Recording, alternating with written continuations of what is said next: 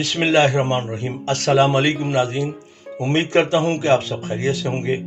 और आज मैं शेफ़ इस्लामुद्दीन डेली मरहबा चैनल की जानिब से आपके लिए हाज़िर हूँ और उम्मीद करता हूँ कि आप मेरे प्रोग्राम देख रहे हैं कि जो मैंने बकरीद पे भी बनाए, अपने घर में भी बनाया, वो भी देखा होगा।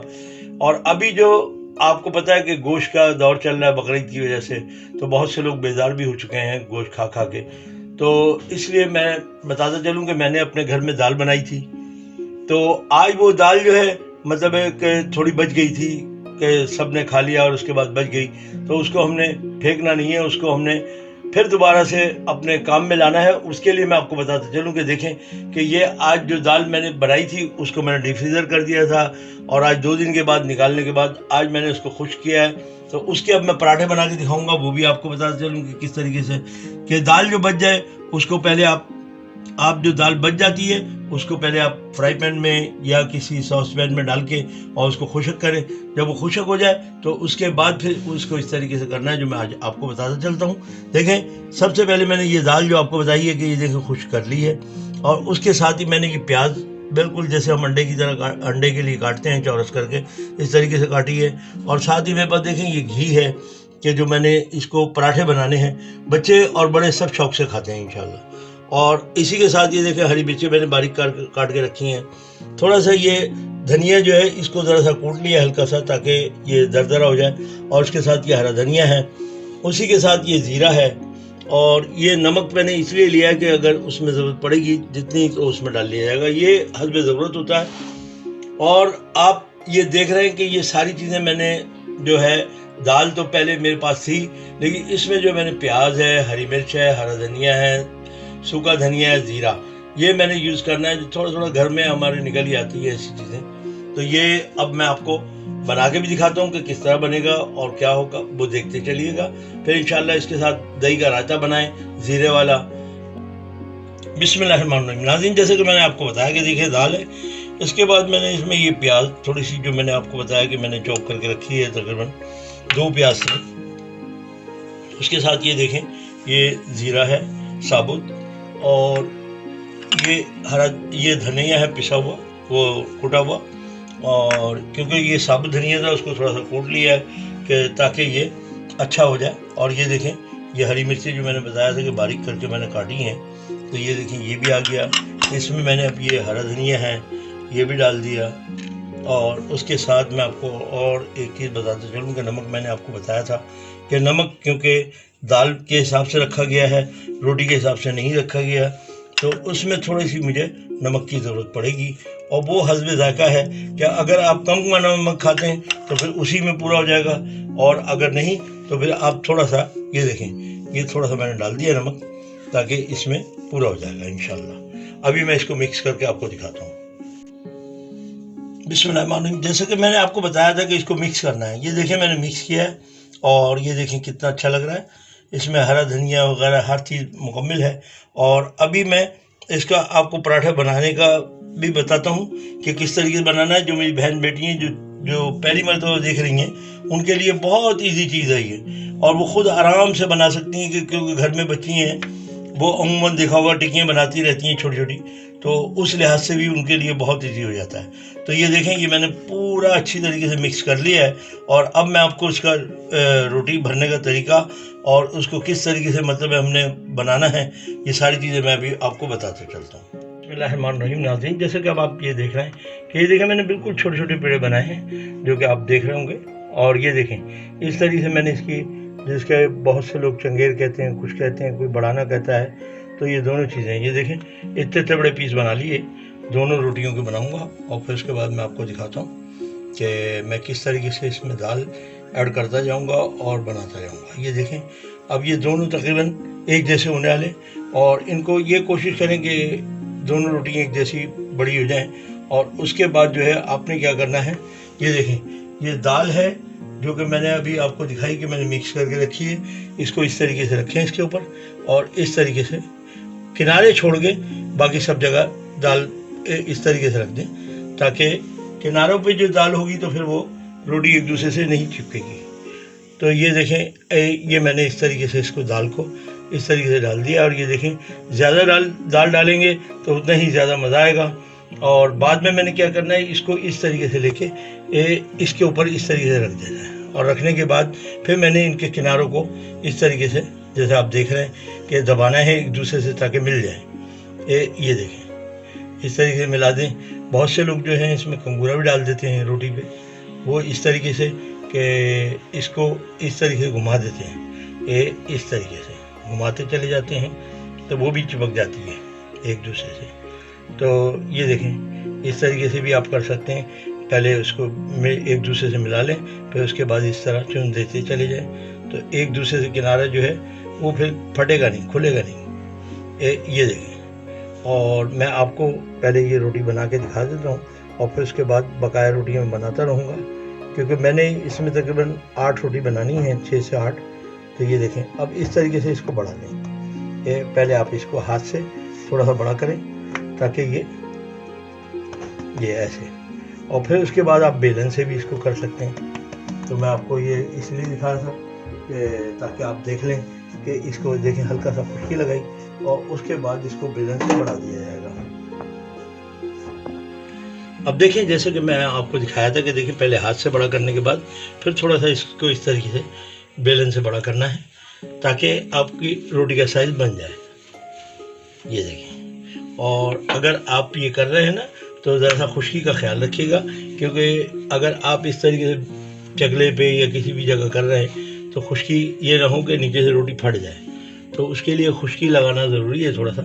इतनी भी ज़्यादा ना लगाइएगा कि जो वो आपकी रोटी में ज़ाहिर हो। ये देखें, मैंने हल्की सी खुशकी लगा के, और ये देखें ये मैंने बड़ी कर ली है रोटी। अब इसको मैं तवे पे डालूँगा। अब ये देखें नाज़रीन, जैसे कि आपको मैंने बताया था कि ये तवा मेरा हल्का सा गर्म सही हो जाए, फिर उसके बाद मैं रोटी डालता हूँ। तो ये तवा मेरा गर्म हो रहा है। इसको चेक करने के लिए मैं आपको एक बात बता दूँ कि ज़रा सी इसमें खुशकी ऐसे लगाएं, तो अगर खुशकी फौरी कलर पकड़ लेती है तो समझ लें आपका तवा गर्म हो गया। अभी क्योंकि तवा गर्म होने में थोड़ा सा टाइम ले रहा है, वरना क्या होगा कि रोटी जो है चिपक जाएगी। अब देखें, ये अभी तवा होने में थोड़ा टाइम लग रहा है, तो जैसे ही होता है। और मैं बहुत शुक्रगुजार हूँ कि जो मेरे बहन भाई हमारे चैनल को देख रहे हैं और उसको लाइक भी कर रहे हैं, सब्सक्राइब भी कर रहे हैं। और माशाल्लाह अभी मेरे सब्सक्राइबर भी बहुत ज़्यादा होते चले जा रहे हैं, क्योंकि लोग देख रहे हैं उसको, तो अच्छा लग रहा है मुझे भी। और कमेंट्स भी आ रहे हैं, तो आप कमेंट ज़रूर करा करें ताकि उससे मुझे ये पता चले कि आपको क्या चीज़ पसंद है, क्या नापसंद है, क्या मेरे से मिस्टेक हुई है। अगर कोई मिस्टेक हुई है वो भी बताएंगे तो वो आइंदा वीडियो में दूर हो जाएगी। तो ये देखें, अब ये मेरा तवा मुकम्मल गर्म हो चुका है। तो अब ये देखें, मैं ये रोटी इसके ऊपर मैंने इस तरीके से डाल दी, ठीक है, और इस तरीके से मैंने इसको रख दिया है। अब ये थोड़ा जब नीचे से पक जाएगी तो फिर मैं इसको पलटी मार दूंगा। लेकिन पलटी मारने से पहले मैं इसमें थोड़ा सा घी दे दूंगा ताकि वो इजी हो, अच्छा लगे आपको, और नीचे भी जो चिपकी भी होगी वो भी सामने आपके आ जाएगा, मतलब वो चिपकेगी नहीं फिर। ये देखें, इस तरीके से थोड़ा थोड़ा घी किनारों पे दे दें, ऐसे ऐसे करके किनारों पे घी लगाएं ताकि ये जो रोटी नीचे तक मतलब फर्स्ट क्लास इंशाल्लाह पक जाएगी। और ये देखें, अब ये मैंने घी थोड़ा सा दे दिया है। अब इसके बाद मैं चिमटे से ईजी होकर इसको आहिस्ता आहिस्ता, ये देखें बिल्कुल ईजी हो जाएगा। ये देखें, ठीक है। तो अब मैं इसको आपको दिखाता चलूँ कि अब इसको मैं पलटी करूँगा क्योंकि नीचे से हो चुकी है गर्म। ये देखें, ठीक है, आपने देखा कितने प्यारे, और इसका कलर भी कितना प्यारा आया है। और ये देखें, अब इसके नीचे अब इस तरीके से मैंने घी डाल देना है ताकि जो घी है वो नीचे की रोटी पका सके। और ये देखो, पराठा जब होता है तो इसको घी में ही पकना होता है। घी से कलर भी अच्छा आता है और पकना भी अच्छा होता है। अब आप ये देखें कि ये इस तरीके से, अगर आप देख रहे हैं ज़्यादा फूल रही है तो इसके अंदर इस तरीके से चिमटा मार दें ताकि जो अंदर की भाप है ना वो अंदर ही रहे। अब ये देखें, कलर देखें आप, माशाल्लाह देखें आप, कितना अच्छा कलर भी आया है और पकने में भी इंशाल्लाह अभी ऐसी फर्स्ट क्लास पक्की भी होगी। और ये रोटी गर्मा गर्म खाई जाए उसमें ज़्यादा मज़ा आता है। और उसके साथ साथ देखें, ये इस तरीके से आपने पकाना है हर रोटी को। अभी मैं बाकी रोटी भी बना लूँगा और बनाने के बाद मैं आपको दिखाऊँगा।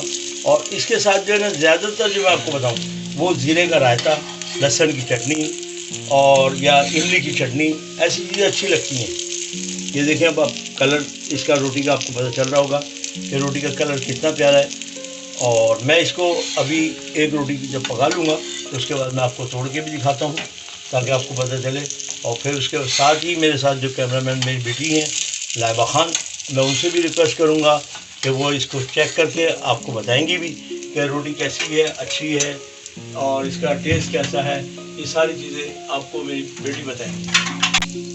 देखिए अब ये रोटी जो है मेरी मुकम्मल हो गई। ये देखें आप कलर इसका दोनों साइड से ऐसा होना चाहिए कि ताकि कड़क सी भी हो जाए और अच्छी भी लगे। अब ये देखें कि ये मैं रोटी इस प्लेट में रख के अपनी बेटी से अभी तोड़ के मैं भी चखता हूँ और अपनी बेटी से भी कहूँगा कि वो भी चेक करें। और क्योंकि आपको पता है कि बरसात के मौसम में हम लोगों के यहाँ ज़्यादा होता है कि हम इसको रोटी पकानी और पकौड़े बनाने ऐसी चीज़ें ही अच्छी लगती हैं घरों में।